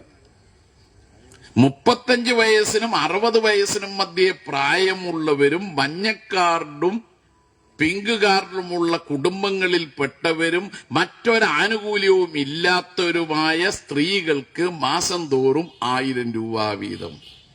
35 വയസ്സ് കൊടുക്കുകയാണ്. 35 വയസ്സ് എന്ന് പറഞ്ഞാൽ സ്ത്രീകളിയാ കാണുമ്പോൾ 35 വയസ്സ് മധുര 17 എന്ന് പറഞ്ഞാൽ ഒരു വീട്ടിൽ മൂത്ത മകന്റെ ഭാര്യ ഒരു 38-40 വയസ്സാന്ന് വിചാരിക്കാം. മഞ്ഞ കാർഡോ പിങ്ക് കാർഡോ ഈ വ്യവസ്ഥകളിൽ ആനുകൂല്യത്തിന് അർഹതയുള്ളവരോ ആണെങ്കിൽ രണ്ടാമത്തെ മകന്റെ ഭാര്യക്ക് ഒരു 36 വയസ്സുണ്ടെന്ന് വിചാരിക്കുക. രണ്ടാൾക്ക് 1,000 രൂപ വീതം 2,000. അച്ഛനും അമ്മക്കും പെൻഷൻ ഉണ്ട് എന്ന് വിചാരിക്കുക. സാമൂഹ്യ സുരക്ഷാ പെൻഷൻ അല്ലെങ്കിൽ ക്ഷേമനിധി പെൻഷൻ 2,000 വീതം 4,000. 4,000-ഉം 2,000-ഉം ചേർന്ന 6,000. ഇനി അടുത്ത ഒരു പദ്ധതിയുണ്ട്, പുതിയ പദ്ധതി പ്രഖ്യാപിച്ചത്, കണക്ട് ടു വർക്ക്. ആ പേരാണ് വളരെ പ്രധാനപ്പെട്ടത്. Connect to work. ഇതാ ചെറുപ്പക്കാരെ, ഡിഗ്രിയും +2-ഉം പോളിയും സർട്ടിഫിക്കറ്റും കഴിഞ്ഞ നിങ്ങൾ എന്തെങ്കിലും ഒരു സ്കിൽ പരിശീലനത്തിന് പോവുകയാണെങ്കിൽ, 1 ലക്ഷത്തിൽ താഴെ വാർഷിക വരുമാനമുള്ള കുടുംബത്തിലാണെങ്കിൽ നിങ്ങൾക്ക് ഒരു കണക്ഷൻ, ഇതാ ജോലിക്ക് നിങ്ങളെ അയക്കുന്ന കണക്ട് ടു വർക്ക്. ഒരു ജോലിക്ക് നിങ്ങളെ അയക്കും ഞങ്ങൾ. ജോലി നൽകലാത് കേട്ടാ. അതാണ് ഗവൺമെന്റ് ഏറ്റെടുത്തത്. 1,000 റുപ്യ വീതം അവർക്കും ഓണറേറിയം. അതൊരു 5 ലക്ഷം വരും. അപ്പോൾ ആ വീട്ടിൽ അങ്ങനെയുള്ള 2 കുട്ടികളുണ്ട് എന്ന് വിചാരിക്കുക. അവർക്ക് 1,000 രൂപ വീതം 2,000 വീട്ടിൽ. അപ്പോ പെൻഷൻ വാങ്ങുന്ന രണ്ടാൾക്ക് 4,000. 35 വയസ്സിന് മുകളിലുള്ള രണ്ടാൾക്ക് 2,000. 4 2 6. കണക്ട് ടു വർക്ക് 2 കുട്ടികൾക്ക് അപ്പോൾ 2,000. 6 2 8. 8,000 റുപ്യ ഒരു വീട്ടിലെത്തുന്ന പരിപാടിയാണ് ഇടതുപക്ഷ ഗവൺമെന്റ് ഒക്ടോബർ 29 പ്രഖ്യാപിച്ചത്. അതെന്തെങ്കിലും ഇവിടെ റബലായി മത്സരിക്കുന്നയാൾക്ക് നടപ്പാക്കാൻ കഴിയുമോ? പിന്നെ എന്തിനാ മത്സരിക്കുന്നു? എന്താണ് ഉദ്ദേശം? വ്യക്തമായ രാഷ്ട്രീയ നയപരിപാടികളും വികസന കാഴ്ചപ്പാടും ക്ഷേമ പദ്ധതികളും മുന്നോട്ട് വെക്കുന്ന ഇടതുപക്ഷത്തെ തോൽപ്പിക്കാൻ മത്സരിക്കുന്നവർ മറുപടി പറയേണ്ടത് അതാണ്. കായ്ഫലമുള്ള തെങ്ങെന്ന ചിഹ്നം ഉപയോഗിച്ച് ഈ നാട്ടിലെ ജനങ്ങളോട് വോട്ടഭ്യർത്ഥിക്കുന്ന ജയനെ തോൽപ്പിച്ചിട്ട് എന്ത് നടപ്പാക്കുമെന്നാണ് നിങ്ങൾ പറയുന്നത്? ആർക്ക് വേണ്ടി? ഇത് ഈ നാടിനോട് പറയണ്ടേ? ഞങ്ങളിതാ നാടിനോട്, ജനങ്ങളോട് എല്ലാം വ്യക്തമായി പറയുന്നു. ഇവിടെ വ്യക്തിപരമല്ല, രാഷ്ട്രീയപരമാണ്, വികസനപരമാണ്, ഒരു പ്രസ്ഥാനമാണ്. ഒരു പ്രസ്ഥാനവും ഒരു വ്യക്തിയും തമ്മിൽ നോക്കിയാൽ പ്രസ്ഥാനേക്കാൾ വലുതല്ല ഒരു വ്യക്തി. സ്വർണം കായ്ക്കുന്ന മരമാണെങ്കിൽ പോലും എല്ലാ ദിവസവും നമുക്ക് സ്വർണം അവിടുന്ന് കിട്ടുമെന്ന് കരുതി ആ മരം സ്വന്തം വീടിന് നേരെ, സ്വന്തം പുരയിടത്തിന് നേരെ, ഏക പാർപ്പിടമായ നമ്മുടെ വാസസ്ഥലത്തിന് നേരെ ചാഞ്ഞാൽ അത് മുറിച്ചു മാറ്റുകയല്ലാതെ മറ്റൊരു വഴിയും ഈ നാടിലില്ലെന്ന് തിരിച്ചറിയേണ്ടവരാണ് നാം. ഇവിടെ ഒറ്റ പ്രശ്നമേ ഉള്ളൂ. രാഷ്ട്രീയമേത്? അതിലേത് കാഴ്ചപ്പാട്? വലതുപക്ഷത്തിന്റെ കൂടിയാണോ ഇടതുപക്ഷത്തിന്റെ കൂടിയാണോ? ഇന്നിപ്പോ ദേശീയ രാഷ്ട്രീയത്തിൽ ഇടതുപക്ഷം ഉയർത്തിപ്പിടിക്കുന്ന പത്തരമാറ്റ് തങ്കത്തിന്റെ തിളക്കമുള്ള രാഷ്ട്രീയം മറ്റാർക്ക് ഉയർത്തിപ്പിടിക്കാൻ കഴിയും? കോൺഗ്രസിന് ഉയർത്തിപ്പിടിക്കാൻ കഴിയോ? ബിജെപിക്ക് ഉയർത്തിപ്പിടിക്കാൻ കഴിയോ? കോൺഗ്രസും ബിജെപിയും ഈ നാട്ടിൽ എന്തെല്ലാം ജനങ്ങളോട് പറയുന്നുണ്ട്? വർഗീയതയും ജനങ്ങളെ ഭിന്നിപ്പിക്കുന്ന രാഷ്ട്രീയവും വെറുപ്പിന്റെ രാഷ്ട്രീയവുമായി മുന്നോട്ടു പോകുന്ന മോഡിയുടെ, ബിജെപിയുടെ, RSS നയിക്കുന്ന രാഷ്ട്രീയത്തെ തിരിച്ചറിയാൻ നമുക്ക് കഴിയണ്ടേ? എവിടത്തേക്കാണ് മോഡി ഇന്ത്യ നയിക്കുന്നത്? തൊഴിലാളികൾക്ക് മിനിമം കൂലി പോലും നിഷേധിക്കുന്നതാണ് wage code.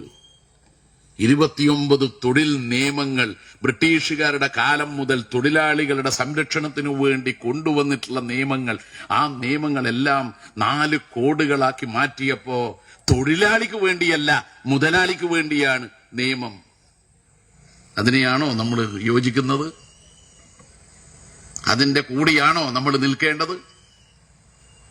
Wage code പാസ്സാക്കുമ്പോൾ Congress ആ വേജ് കോഡിന്റെ കൂടിയായിരുന്നു. ബിജെപിയുടെ കൂടിയാണ് കോൺഗ്രസ് പാർലമെന്റിൽ വേജ് ബോർഡ് ബില്ല് വന്നപ്പോ നിന്നത്. എങ്ങനെ കോൺഗ്രസിന് വിശ്വസിക്കാൻ പറ്റും? എന്താ wage code? Minimum wages act ഇല്ലാതാക്കിയിട്ടാണ് വേജ് കോഡ്. വേജ് കോഡ് എന്ന് പറഞ്ഞാൽ മിനിമം വേതനമില്ല. മിനിമം വേതനം എങ്ങനെയാണ് തീരുമാനിക്കുക? തൊഴിലുടമയുടെ പ്രതീതിയും തൊഴിലാളിയുടെ പ്രതീതിയും തൊഴിൽ വകുപ്പിന്റെ പ്രതീതിയും ഉൾക്കൊള്ളുന്ന മിനിമം വേജസ് അഡ്വൈസറി കമ്മിറ്റി പരിശോധിച്ച് വിവിധ വിഭാഗം തൊഴിലാളികൾക്ക് കാലാനുസൃതമായിട്ടുള്ള വേതനം വർദ്ധിപ്പിച്ചു കൊടുക്കുക. ഇന്നലെ ജീവിച്ചതുപോലെ ഇന്ന് ജീവിക്കാൻ കഴിയില്ല. ജീവിത സൂചിക, വിലക്കയറ്റം, ഇത് സംബന്ധിച്ച് ഒരു പരിശോധന നടത്തും, എന്നിട്ട് തീരുമാനിക്കും. അങ്ങനെ തീരുമാനിച്ചാൽ മാത്രമേ യഥാർത്ഥത്തിൽ മിനിമം വേതനം നിശ്ചയിക്കാൻ കഴിയൂ. ഇപ്പൊ കൊണ്ടുവന്ന വേജ് ബോർഡിലെ വ്യവസ്ഥ എന്ന് പറയുന്നത് ഫെയർ വേജസ് എന്ന് പറഞ്ഞാൽ മിനിമം കൂലിയല്ല, തറക്കൂലി. അതെത്രയാണെന്ന വ്യവസ്ഥയും വന്നു. 178 രൂപ ഒരു ദിവസം. 178 രൂപ തൊഴിലാളിയുടെ കൂലിയായി നിശ്ചയിക്കുമ്പോൾ കേരളത്തിൽ ഏറ്റവും ഉയർന്ന കൂലിയായ 800-ലധികം കിട്ടുന്നു. ചിലപ്പോ 1000-ഉമാകും.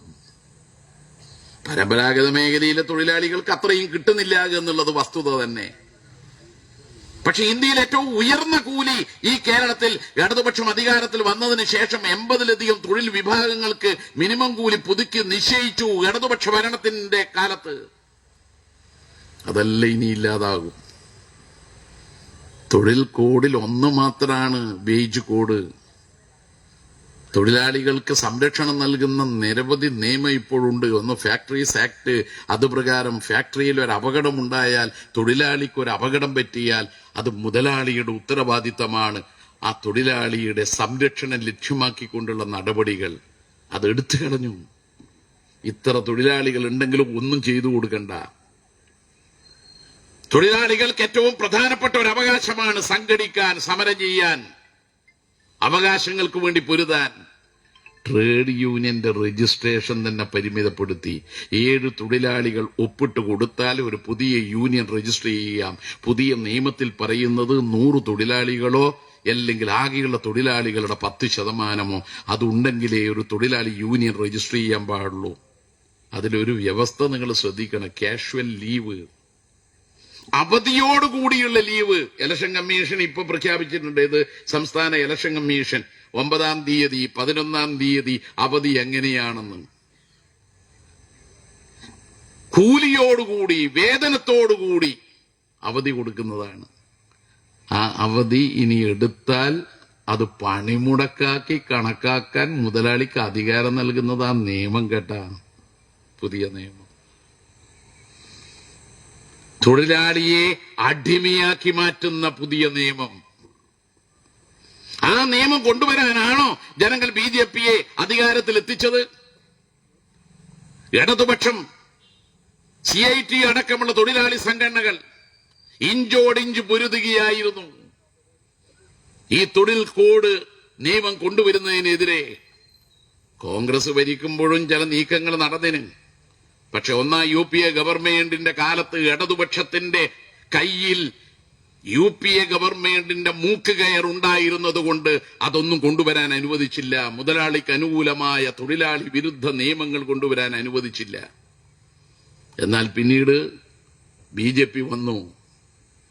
2019 ഒരു കോഡ് കൊണ്ടുവന്നു. 2020 മറ്റ് 3 കോഡുകളും. ഇതെല്ലാം കൊണ്ടുവന്നപ്പോ കോവിഡ് കാലം. ഇന്ത്യൻ പാർലമെന്റിൽ സിംഹഗർജനം പോലെ അതിനെ പ്രതിരോധിക്കാൻ മലയാളികളായ എളമരം കരീമും KK രാഗേഷും ഉൾപ്പെടെയുള്ള ഇടതുപക്ഷ അംഗങ്ങൾ 8 പേർ. ആ 8 പേരാണ് ഈ നിയമവിരുദ്ധ, ഭരണഘടനാ വിരുദ്ധ തൊഴിലാളി ദ്രോഹ നിയമത്തിനെതിരെ പാർലമെന്റിൽ ഇഞ്ചോടിഞ്ചു പൊരുതിയത്. അതിനവരെ സസ്പെൻഡ് ചെയ്തു. അപ്പൊ ഈ പ്രശ്നത്തിൽ ഇവിടെ സ്വതന്ത്രൻ എന്ന് പറഞ്ഞ് മത്സരിക്കുന്നയാള് ഏത് പക്ഷത്ത്? ഇക്കാര്യത്തിൽ ഒരു പക്ഷത്തല്ലേ നിൽക്കാൻ പറ്റൂ, ഇടതുപക്ഷത്തിന്റെ കൂടെ. പിന്നെ മത്സരിക്കണം. അല്ല, കോൺഗ്രസിന്റെ കൂടിയാ ഈ തൊഴിലാളി ദ്രോഹ നിയമം കൊണ്ടുവരാനാ? BJPയെ പിന്തുണക്കാനാ? BJPയുടെ മോഡിയുടെ ഈ തൊഴിലാളി ദ്രോഹ ബില്ലിനെ പിന്തുണക്കാനാ? വോട്ട് അഭ്യർത്ഥിക്കുമ്പോൾ ജനങ്ങളുടെ മുമ്പിൽ ഒരു നയം പറയണ്ടേ, ഒരു രാഷ്ട്രീയ നയം പറയണ്ടേ? ഇത് സമകാലീനമായ ഒരു പ്രശ്നമാണ്. കേന്ദ്ര ഗവൺമെന്റ് 5 വർഷക്കാലം അതിശക്തമായ ഇടതുപക്ഷത്തിന്റെ പ്രതിഷേധം INTUCയും CITUയും AITUCയും ഉൾപ്പെടെയുള്ള കേന്ദ്ര ട്രേഡ് യൂണിയനുകൾ BMS ഒഴികെ യോജിച്ചു നിന്ന് പ്രതിഷേധം നടത്തി. അതിനെ തുടർന്ന് നടപ്പാക്കാൻ കഴിയാത്തത് ഇപ്പൊ കൊണ്ടുവന്നപ്പോ അതിനോടുള്ള നിലപാടെന്ത്? ഞങ്ങളുടെ നിലപാടിന്റെ കൂടിയാണെങ്കിൽ പിന്നെ മത്സരിക്കാൻ പാടുണ്ടോ? ഇനി വർഗീയതയും മതനിരപേക്ഷതയും അതിന്റെ ഏത് പക്ഷത്താണ്? വർഗീയതയെന്ന് പറയുന്നത് നാടിന് ആപത്താണ്. വർഗീയതയാണെങ്കിൽ നവഫാസിസ്റ്റ് രീതിയിലാണ് BJP മുന്നോട്ട് പോകുന്നത്. സമസ്ത മേഖലയിലും. ഇപ്പൊ ഏറ്റവും ഒടുവില് നമ്മയെല്ലാം പറ്റിക്കാൻ വേണ്ടി രാജ്ഭവന്റെ പേര് മാറ്റിയിട്ടുണ്ട്. ലോക് ഭവൻ. ലോക് ഭവൻ എന്ന് പറഞ്ഞു കഴിഞ്ഞാൽ തനി മലയാളം ജനങ്ങളുടെ വാസസ്ഥലം. ഗവർണറുടെ താമസ സ്ഥലം ജനങ്ങളുടെ വാസസ്ഥലം. ജനങ്ങൾ തെരഞ്ഞെടുത്ത ജനപ്രതിനിധികൾ അടങ്ങുന്നതാണ് നിയമസഭ. ആ നിയമസഭ പാസാക്കിയ ബില്ല് ഏതൊക്കെ ബില്ലാ? ഏക പാർപ്പിട സംരക്ഷണ നിയമം. വന്യമൃഗങ്ങൾ കാട്ടിൽ നിന്ന് നാട്ടിലേക്ക് ഇറങ്ങി മനുഷ്യന്മാരെ കൊല്ലുമ്പോൾ മനുഷ്യരെ കൊല്ലുന്ന വന്യമൃഗങ്ങളെ കൊല്ലാനുള്ള നിയമം, മനുഷ്യത്വം ഉയർത്തിപ്പിടിക്കുന്ന നിയമം. സ്വന്തം പട്ടിയ ഭൂമിയിൽ ഏതിനത്തിൽപ്പെട്ട മരമായാലും തേക്കായാലും ചന്ദനമായാലും മുറിച്ചു കളയാൻ, അഥവാ അവന്റെ സ്വന്തം അവകാശത്തിൽപ്പെട്ടതാണ് ആ മരമെന്നതുകൊണ്ട് വേണമെങ്കിൽ മുറിക്കാനുള്ള അധികാരം നൽകുന്ന നിയമം, ഇതെല്ലാം തടഞ്ഞു വെച്ചില്ലേ? അവസാനമല്ലേ ഒരു നിയമം തട്ടിയെടുത്ത് നൽകിയത്, ആ സേവനാവകാശ നിയമം, വേറെ ഒരു നിൽക്കക്കള്ളിയില്ലാതെ. കേരള നിയമസഭ പാസാക്കിയ നിരവധി നിയമങ്ങൾ സുപ്രീം കോടതി ചൂണ്ടിക്കാണിച്ചിട്ട് പോലും അതിൽ ഒപ്പിടാതെ അതിലടയിരുന്ന് അവസാന കാലത്ത് രാഷ്ട്രപതിക്ക് അയച്ച് നിയമസഭയെ മോക്രിയാക്കുന്ന ഗവർണർ താമസിക്കുന്ന സ്ഥലമാണോ ജനങ്ങളുടെ താമസ സ്ഥലം? അപ്പോ ഗവർണർ താമസിക്കുന്ന സ്ഥലം ജനങ്ങളുടെ വാസസ്ഥലമല്ല. അതിന് പേര് വിളിക്കേണ്ടത് ജനങ്ങളുടെ വാസസ്ഥലമെന്ന ലോക് ഭവൻ എന്നല്ല, ഫാസിസ്റ്റുകളുടെ വാസസ്ഥലം എന്ന് പേര് വരുന്ന ഫാസിസ്റ്റ് ഭവൻ എന്നാക്കണം. പുതിയൊരു പേര് കൊടുത്തിട്ട് നമ്മുടെ നാട്ടില് ഈ പുള്ളിപ്പുലിയുടെ പുള്ളി അങ്ങനെ മാറ്റാനൊന്നും കഴിയില്ല. വേറെയൊന്നും വേണ്ട. കാഞ്ഞിരക്കുരു നിങ്ങൾക്ക് തന്നിട്ട് അതിൽ നിന്ന് മധുരവും ഒന്ന് രുചിച്ചു നോക്കണമെന്ന് പറഞ്ഞാൽ കിട്ടുമോ? ഈ ഗവർണറിൽ നിന്ന് നന്മ കിട്ടുമോ? BJPയിൽ നിന്ന് എന്തെങ്കിലും ഒരു നന്മ നാട്ടിലെ ജനങ്ങൾ പ്രതീക്ഷിക്കുന്നുണ്ടോ? ഇല്ല. ഗവർണർ എന്ന് പറയുന്നത് രാജാവല്ല, ഭരണാധികാരിയല്ല.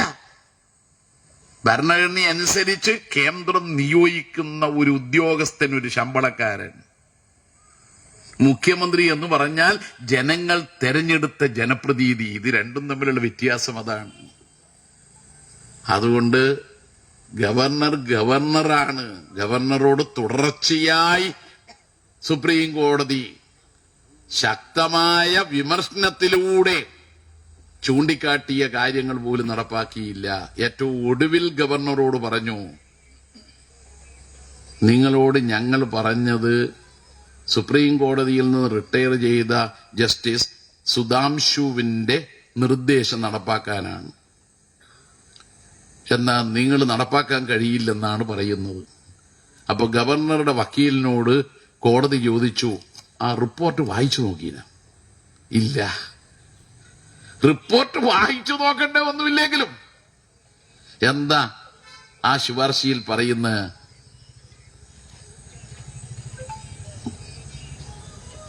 ഒരു സമിതിയെ വെക്കണം VC നിയമനത്തിന്. ആ സമിതി തയ്യാറാക്കുന്ന പാനലിൽ നിന്ന് മുൻഗണനാ ക്രമമനുസരിച്ച് മുഖ്യമന്ത്രി ഒരു ലിസ്റ്റ് തയ്യാറാക്കി ഗവർണർക്ക് കൊടുത്താൽ ഈ സമിതിയുടെ ശുപാർശയിൽ നിന്ന് മുഖ്യമന്ത്രിക്ക് വേറെ ഒരാളെയും ആ ലിസ്റ്റിൽ ഉൾപ്പെടുത്താൻ പറ്റൂല. എന്തേ മുഖ്യമന്ത്രിക്കുള്ള അവകാശമായി കോടതി പറഞ്ഞത്? സെർച്ച് കമ്മിറ്റിയുടെ ശുപാർശയിൽ നിന്നും മുൻഗണനാക്രമം നിശ്ചയിച്ചുകൊണ്ട് ഗവർണർക്ക് അയക്കണം. ആ മുൻഗണനാക്രമം അനുസരിച്ച് ഗവർണർ തീരുമാനമെടുക്കണം. ഇവിടെ എന്താ സംഭവിച്ചത്? ചാൻസലർ എന്ന ഗവർണറുടെ അധികാരവും സുപ്രീം കോടതി പരിഗണിക്കുന്നു. മുഖ്യമന്ത്രി തെരഞ്ഞെടുക്കപ്പെട്ട ഒരു സർക്കാരിന്റെ അധിപൻ എന്ന നിലയിൽ മുഖ്യമന്ത്രിക്ക് അധികാരം പകർന്നു നൽകുകയും ചെയ്യുന്നു. രണ്ടാളെയും രണ്ട് ഭരണഘടനാ സ്ഥാപനങ്ങളെയും സംരക്ഷിക്കുന്നു. അത് ചെയ്യാതെ എന്താ അദ്ദേഹത്തിന്റെ ചോദ്യം? മറ്റൊന്നുമല്ല, ഇത് റിപ്പോർട്ട് പ്രകാരം നടപ്പാക്കുമ്പോ മുഖ്യമന്ത്രി പറയുന്നത് ഞാൻ അനുസരിക്കേണ്ടി വരും. ഭരണഘടനയിൽ എന്താ പറഞ്ഞേ? As per the advice of council of ministers, governor എങ്ങനെ പ്രവർത്തിക്കണം അത് മന്ത്രിസഭയുടെ ഉപദേശമനുസരിച്ചാവണം. അപ്പൊ മന്ത്രിസഭയുടെ ഉപദേശമനുസരിച്ച് പ്രവർത്തിക്കേണ്ട ഗവർണർക്ക് മുഖ്യമന്ത്രി സുപ്രീം കോടതി വിധി അനുസരിച്ച് ഇതിന്റെ മുൻഗണനാ ക്രമം അയച്ചപ്പോ അതും നടപ്പാക്കാൻ സന്നദ്ധമല്ല.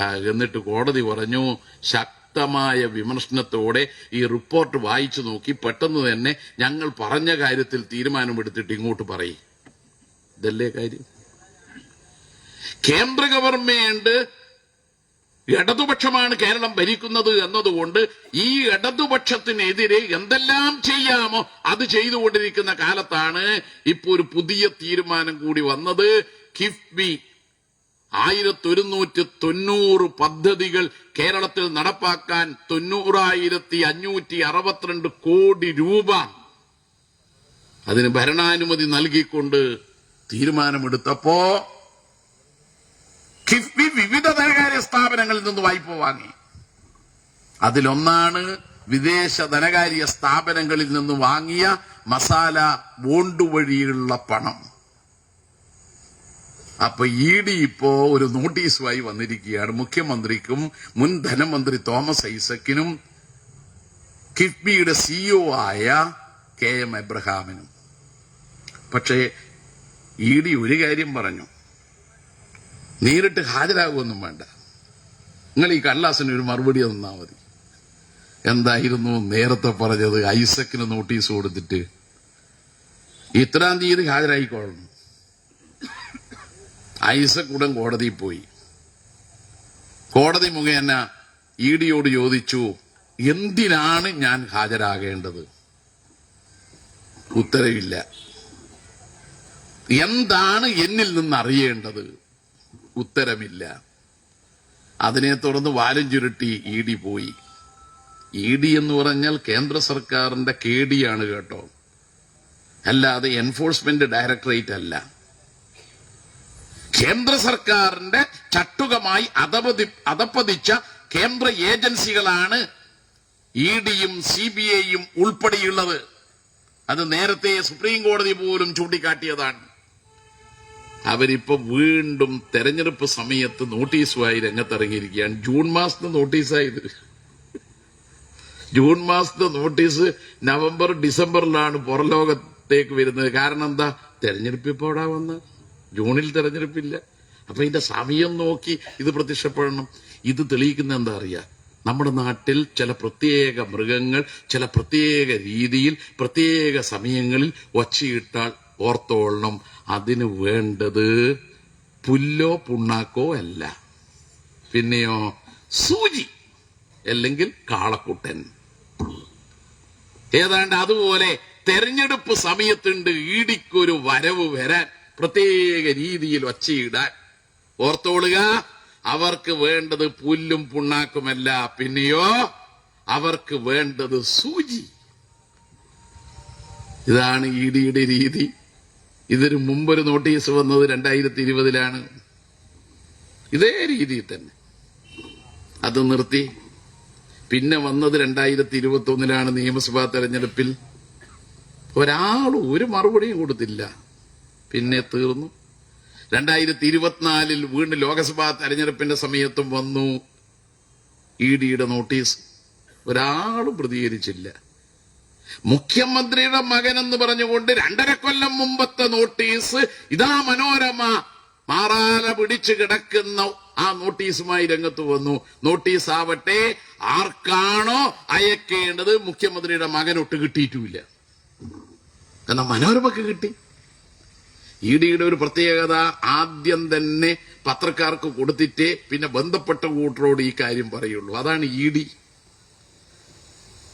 നമ്മൾ കല്യാണത്തിന് കത്തടിക്കുമല്ലോ, കല്യാണത്തിന് കത്തടിച്ച കല്യാണം കഴിഞ്ഞിട്ടാണ് നാട്ടുകാരെ ക്ഷണിക്കുക.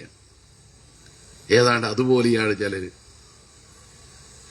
പ്രിയപ്പെട്ടവരെ, ED ഇപ്പൊ പറഞ്ഞ ഏക പ്രശ്നം എന്താ? അതാണ് ഈ നാട് പരിശോധിക്കേണ്ടത്. ED പറഞ്ഞ ഏക കാര്യം, ഇതാ മസാല ബോണ്ട് വഴി നിങ്ങൾ വാങ്ങിയ വായ്പ, അത് ഉപയോഗിച്ച് നിങ്ങൾ വികസന പദ്ധതിക്ക് വേണ്ടിയുള്ള സ്ഥലമെടുത്തു, അത് നിയമവിരുദ്ധമാണ്. ഏത് നിയമം?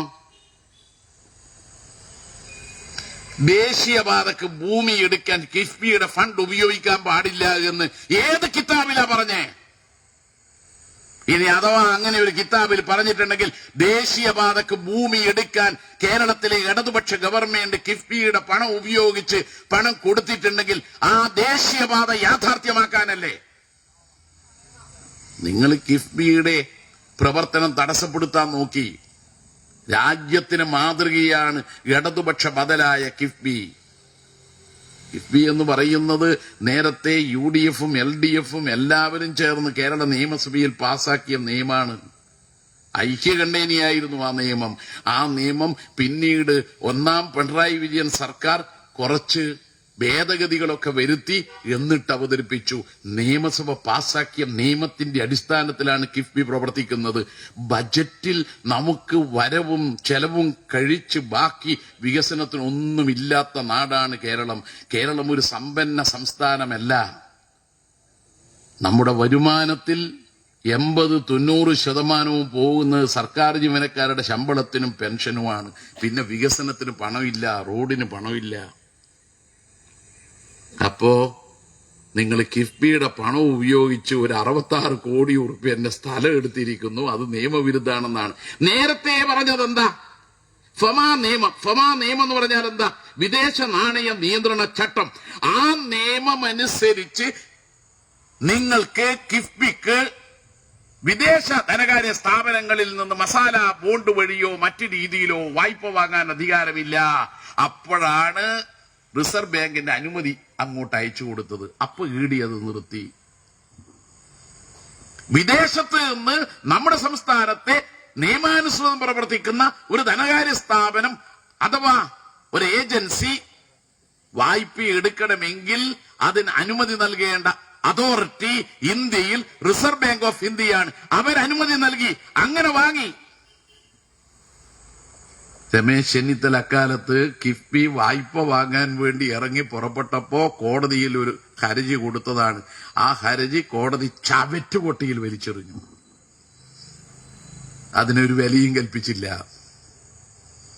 അപ്പൊ ആദ്യം പറഞ്ഞത് വിദേശ വിനിമയ നാണയ ചട്ടം അതിന് ലംഘിച്ചു എന്നാണെങ്കിൽ ഇപ്പൊ പറയുന്നത് ഫമാ നിയമം ലംഘിച്ചു എന്നല്ല.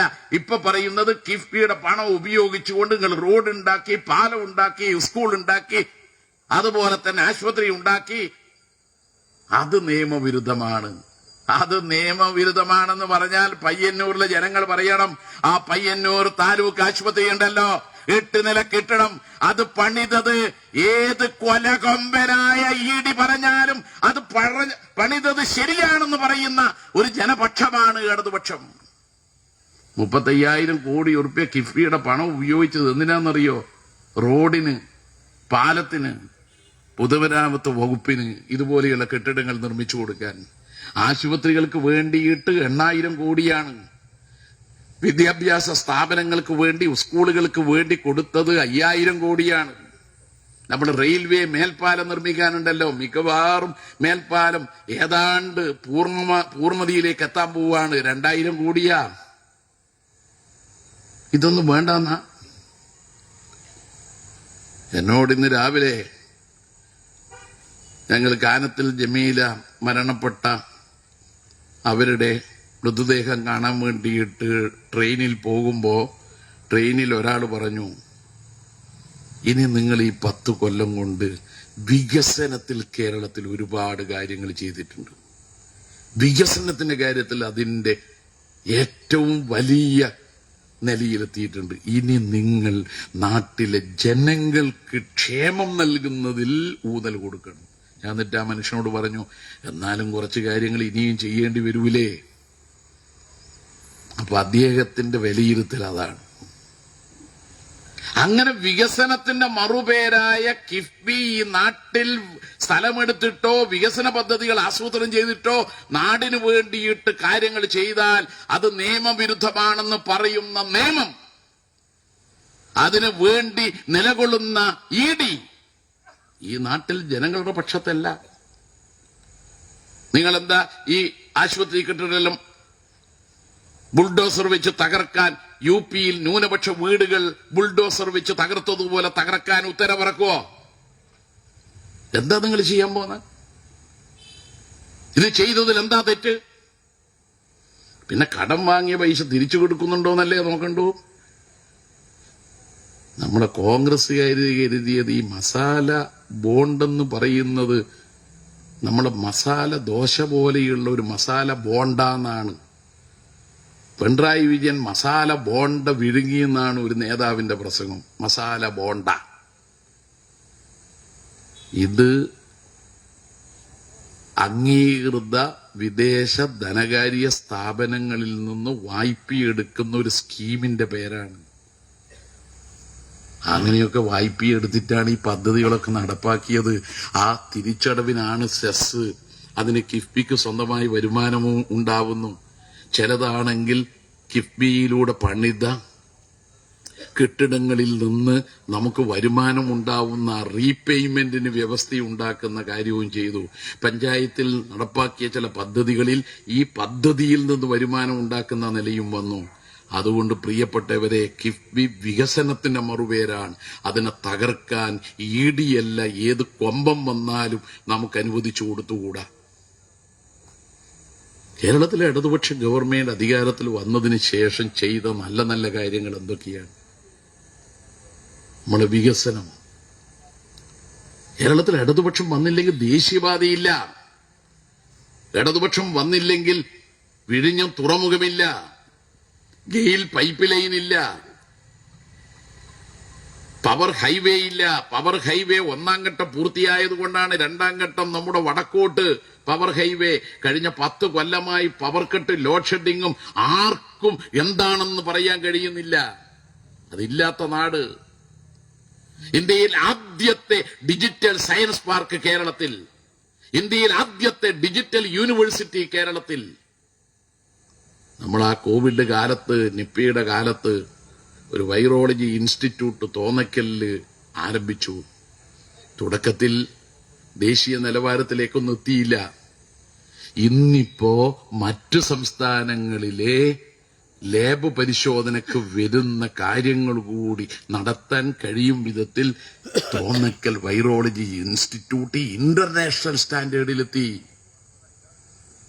ഇന്ത്യയിൽ ആദ്യത്തെ ഗ്രഫീൻ ഇന്നൊവേഷൻ സെന്റർ കേരളത്തിൽ. ഇതാ ഇന്ത്യയിൽ ആദ്യമായി 3ാം ക്ലാസ്സിൽ AI പഠിപ്പിക്കുന്ന ഒരു വിദ്യാഭ്യാസ സ്ഥാപനങ്ങൾ ഉൾക്കൊള്ളുന്ന ഒരു വിദ്യാഭ്യാസ മേഖലയായി കേരളം മാറി.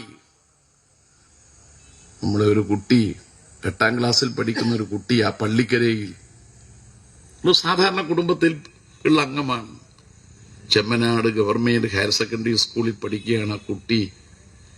LDFന്റെ തെരഞ്ഞെടുപ്പ് മാനിഫെസ്റ്റോവിൽ ഉൾപ്പെടുത്താനുള്ള നിർദ്ദേശങ്ങൾക്ക് വേണ്ടി ഓൺലൈനിലൂടെ ഒരു അപേക്ഷ നൽകിയപ്പോ ആ കുട്ടി ഒരു കാര്യം ഓൺലൈനിലൂടെ സമർപ്പിച്ചു. എന്നിട്ട് പറഞ്ഞു, വർഷത്തിലൊരിക്കൽ കുട്ടികളുടെ ഗ്രാമസഭ വിളിച്ചു ചേർക്കണം.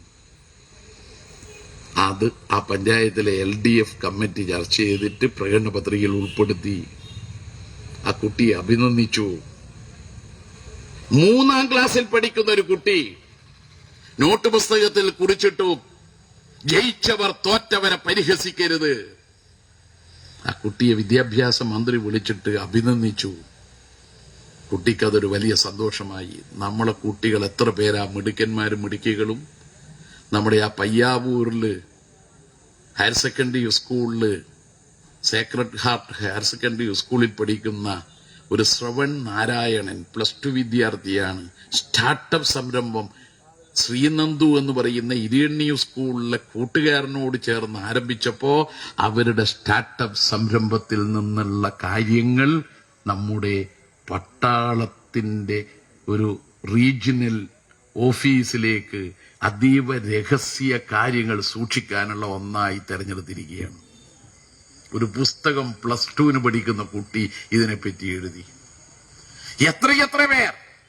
നമ്മുടെ ശാസ്ത്രമേള നടക്കുമ്പോൾ നിങ്ങൾക്ക് കാണാൻ കഴിയും കുട്ടികളുടെ ശാസ്ത്ര കാഴ്ചപ്പാടുകളുടെ വികസിതമായ രൂപങ്ങൾ പ്രദർശിപ്പിക്കാനുള്ള അവസരമാണത്. വിദ്യാഭ്യാസത്തിന്റെ പുരോഗതിയല്ലേ അത്? ആരോഗ്യ മേഖലയിലെ പുരോഗതി കൊണ്ടല്ലേ അമേരിക്കയേക്കാൾ ശിശുമരണ നിരക്ക് കുറഞ്ഞ ഒരു സംസ്ഥാനമായി 3.60 കോടി ജനങ്ങൾ താമസിക്കുന്ന കേരളം മാറിയത്. 1000 കുട്ടികൾ ജനിക്കുമ്പോൾ കേരളത്തിൽ മരിക്കുന്ന കുട്ടികളുടെ എണ്ണം 5. എന്നാൽ അമേരിക്കയിൽ 5.6. 5.6 എന്ന് പറഞ്ഞാൽ 5.5 കുട്ടി എന്ന് പറയാൻ പറ്റൂല. 6 തന്നെ. അരക്കുട്ടീനെ പ്രസവിക്കും ആരെങ്കിലും? ഇല്ലല്ലോ. ഭാരം കുറഞ്ഞ കുട്ടികളൊക്കെ ഉണ്ടാവും. 6. അപ്പൊ അമേരിക്കയിൽ 6, കേരളത്തിൽ 5. ഇന്ത്യയിൽ ഏറ്റവും കുറഞ്ഞ ശിശുമരണ നിരക്ക് കേരളം. ഇന്ത്യയിൽ ഏറ്റവും കുറഞ്ഞ മാതൃമരണ നിരക്ക് കേരളം. ഇന്ത്യയിൽ ആയുർദൈർഘ്യം ഏറ്റവും കൂടുതൽ കേരളം. ഇതൊക്കെ നമ്മുടെ ആരോഗ്യ മേഖലയിലെ നേട്ടമാണ്, പുരോഗതിയാണ്.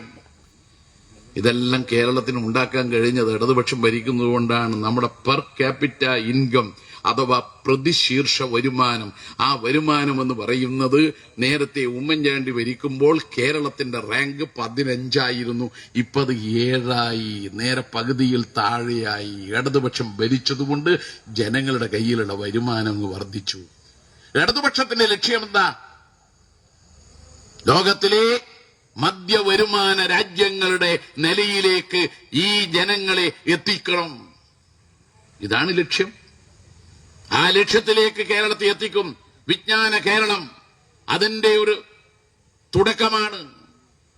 3.6 ലക്ഷം വ്യവസായ സംരംഭങ്ങളിലൂടെ 7.8 ലക്ഷം പേർക്ക് ജോലി നൽകാൻ കഴിയും വിധത്തിൽ, അവർക്കെല്ലാം വരുമാനമുണ്ടാക്കാൻ കഴിയും വിധത്തിൽ മാറിയില്ലേ? കേരളത്തിന്റെ പുരോഗതി അതാണ്. ഇന്ത്യയിൽ ഏറ്റവും കൂടുതൽ PSC നിയമനം കേരളത്തിൽ 3 ലക്ഷത്തിലധികം. യൂണിയൻ പബ്ലിക് സർവീസ് കമ്മീഷൻ അവരുടെ റിപ്പോർട്ടിൽ അത് പറഞ്ഞു. എന്ന് പറഞ്ഞാൽ രാജ്യത്താകെ 28 സംസ്ഥാനങ്ങളിൽ പബ്ലിക് സർവീസ് കമ്മീഷൻ വഴി നിയമനം നടത്തുന്നവരുടെ എണ്ണത്തിൽ 60% കേരളത്തിലാണ്. 40,000 പുതിയ തസ്തികയാണ് കേരളത്തിൽ സൃഷ്ടിച്ചത്, വിദ്യാഭ്യാസം ആരോഗ്യം ഉൾപ്പെടെ. തൊഴിലില്ലാത്ത ചെറുപ്പക്കാരെ ലക്ഷ്യമാക്കിക്കൊണ്ട് ഇതാ ഇപ്പോ ഈ തെരഞ്ഞെടുപ്പ് കഴിഞ്ഞാൽ ഉടൻ വിജ്ഞാന കേരളം പദ്ധതിയുടെ സംസ്ഥാനതല കോർഡിനേറ്ററായ ഐസക്കിന്റെ നേതൃത്വത്തിൽ എല്ലാ കലാലയങ്ങളിലും മെഗാ ക്യാമ്പസ് ഇന്റർവ്യൂ, 100 കണക്കിന് കമ്പനികൾ അതിൽ പങ്കെടുക്കും.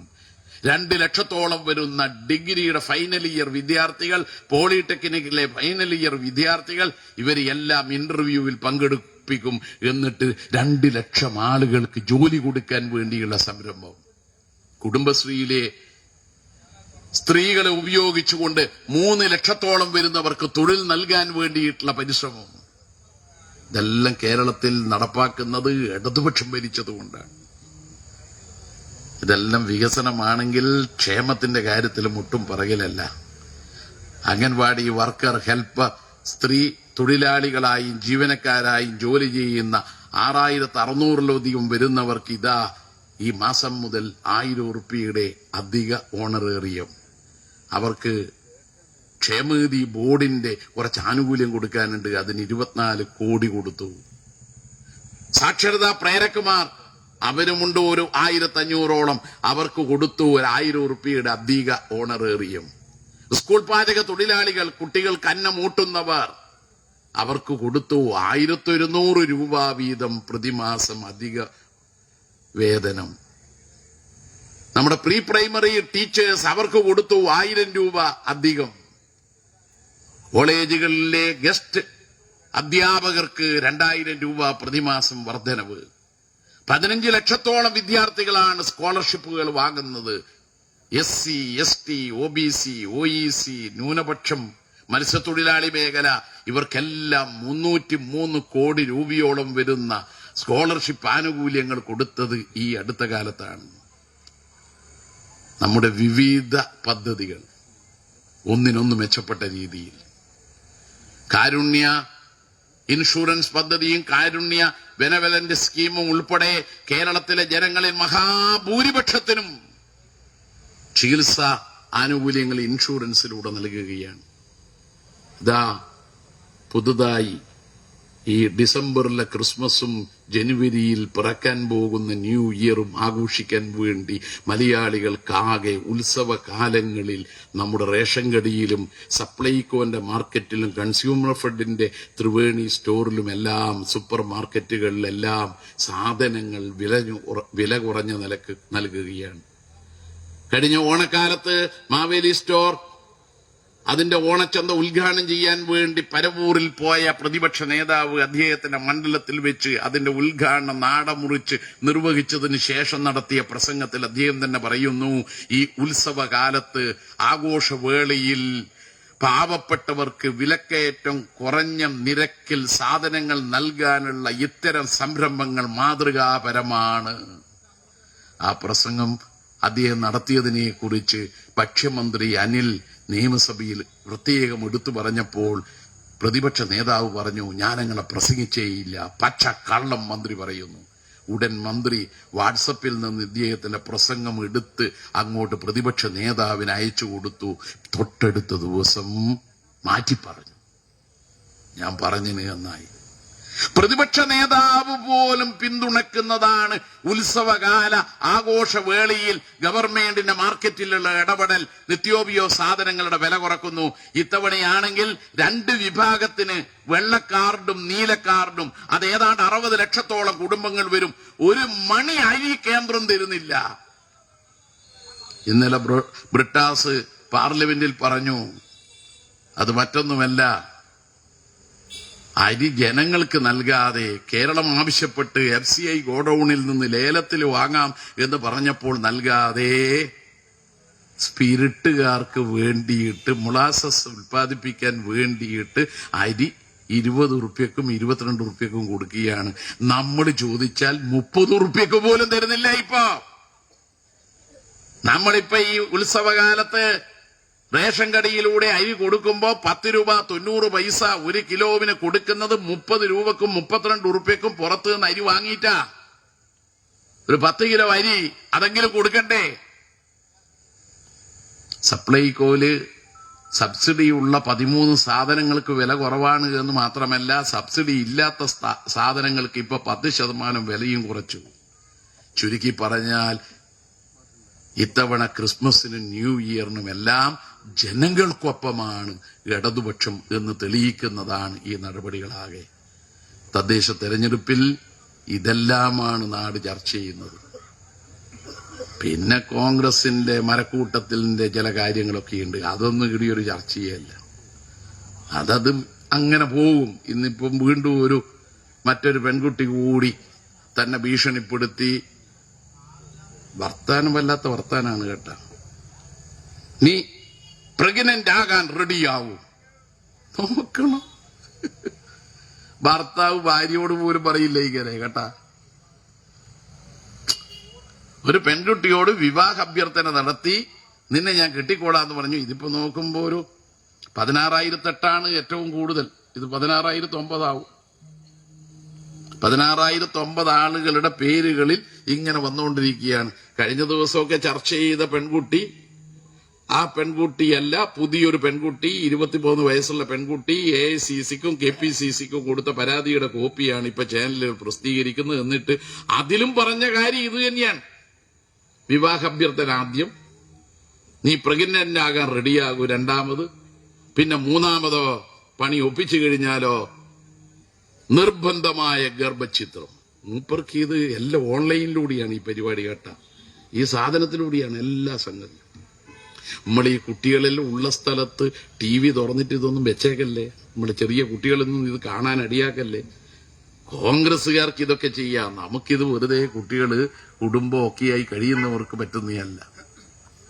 എന്നിട്ടൊരു കോൺഗ്രസിന്റെ യുവകേസരി ഒരു MLA ഒളിവിൽ കഴിയാണ്. നാണവും മാനവും ഉണ്ടോ? ധൈര്യത്തോടെ കോടതിയിൽ പോയിട്ട് പറഞ്ഞിട്ട് കീഴടങ്ങുക എന്നല്ലാതെ നാണോ മാനുണ്ട്. എന്നിട്ട് മൂപ്പരൊരു പുതിയ ഹർജി കൊടുത്തിട്ടുണ്ട്. കോടതി രഹസ്യമായി കേൾക്കണം. ഇനി എന്നാടോ രഹസ്യം? അടച്ചിട്ട മുറിയിൽ കോടതി എന്നെ കേൾക്കണം. ഇനി എന്നാ രഹസ്യമാകാനുള്ള എല്ലാം പരസ്യമായില്ലേ? ഇത് മുഴുവൻ പുറത്തു വന്നില്ലേ?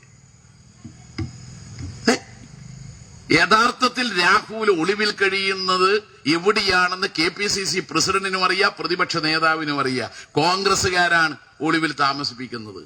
ഇപ്പോൾ കോൺഗ്രസിന്റെ ചില നേതാക്കന്മാർ രാഹുൽ ഈശ്വർ, മാക്കൂട്ടത്തിന്റെ കൂടെ രാഹുലാണ്, ഈശ്വരന്റെ കൂടെ രാഹുലാണ്. ആ പേരാണ്, ആ ഈശ്വരന്റെ പേര് വെക്കല്ല രാഹുല്.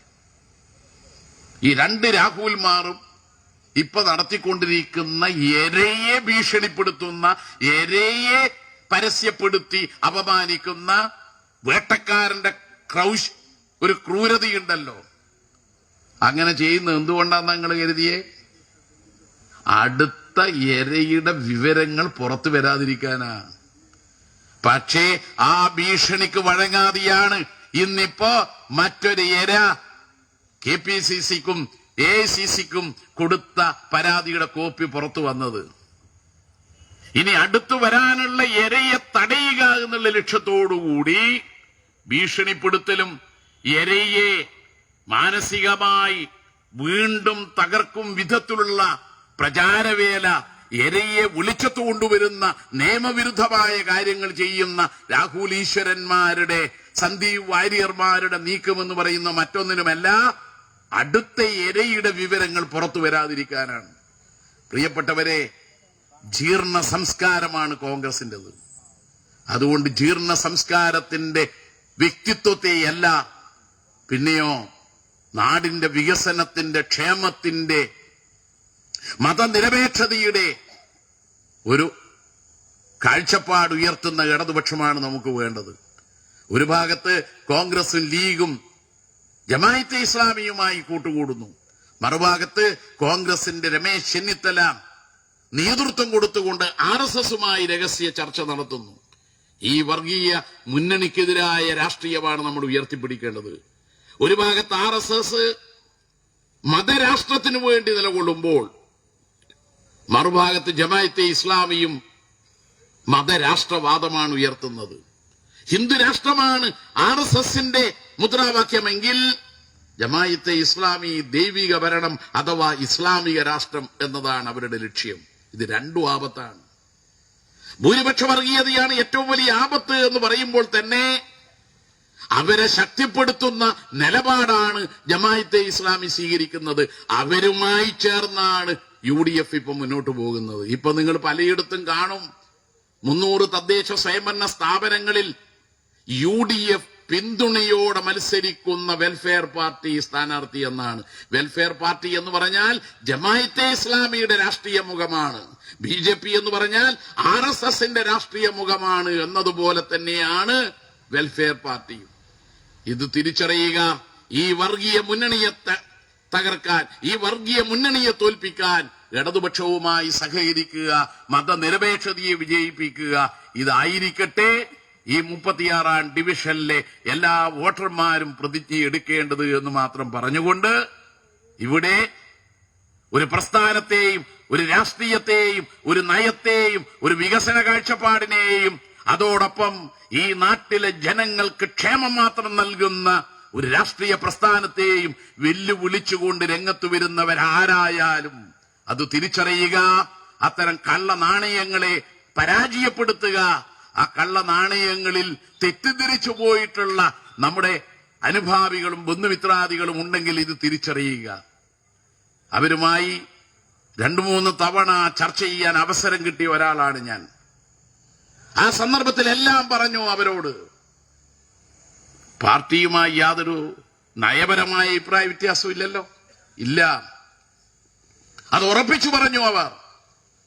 എന്നിട്ട് ഞാൻ പറഞ്ഞു, വ്യക്തികൾ തമ്മിൽ തർക്കവും പ്രശ്നവും ഉണ്ടായേക്കും, അത് നമുക്ക് പരിഹരിക്കാം. അത് പരിഹരിക്കുന്നതിൽ എല്ലാവരും യോജിച്ചു നിൽക്കണം.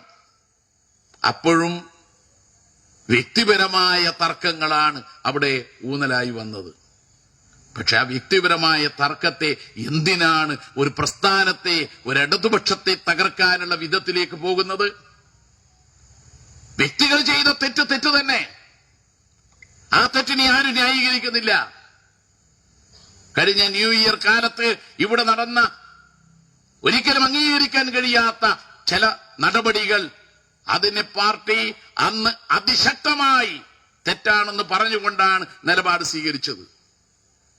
ആ നിലപാടിന്റെ കൂടിയാണ് ജനങ്ങൾ നിൽക്കേണ്ടത്. അതിൽ തെറ്റ് സംഭവിച്ച വ്യക്തികളെ ന്യായീകരിക്കാൻ പാർട്ടി ഉണ്ടായിട്ടില്ല. പക്ഷെ അതിന്റെ പേരും പറഞ്ഞ് ഇടതുപക്ഷത്തെ തകർക്കാൻ നോക്കിയാൽ അത് ശരിയാണോ?